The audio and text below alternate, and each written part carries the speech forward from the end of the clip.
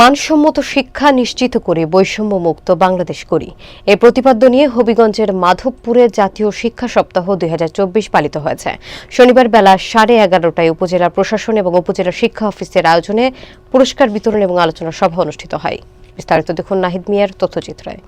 উপজেলা প্রাথমিক শিক্ষা অফিসার এস.এম. জাকিরুল হাসানের সভাপতিত্বে অনুষ্ঠানে প্রধান অতিথি ছিলেন মাধবপুর উপজেলা নির্বাহী কর্মকর্তা মোহাম্মদ জাহিদ বিন কাশেম। অনুষ্ঠানে বক্তব্য রাখেন মাধবপুর পৌর বিএনপির সভাপতি মোহাম্মদ গোলাপ খান, সেক্রেটারি আলাউদ্দিন আল রনি, উপজেলা জামাত ইসলামের সেক্রেটারি মোহাম্মদ নবীর হোসেন, সাবেক ভাইস চেয়ারম্যান আব্দুল আজিজ, সহকারী শিক্ষা অফিসার কবির হোসেন, উপজেলা প্রেস ক্লাব সভাপতি তোফাজ্জল হোসেন চৌধুরী, প্রেস ক্লাবের যুগ্ম সম্পাদক আলমগীর কবির এবং ছাত্র সমন্বয়ক সিরাজুল ইসলাম তানজিল সহ অনেকে।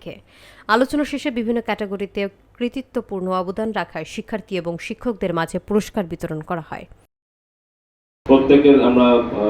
প্রত্যেক স্টেক হোল্ডারের কাছ থেকে আমরা বক্তব্য শুনেছি, যারা প্রাথমিক শিক্ষার সাথে পজিটিভ দিকও যেমন আসছে, নেগেটিভ দিকও কিছু উঠে আসছে। আসলে পজিটিভ নেগেটিভ দুইটা বিষয় কিন্তু আমাদের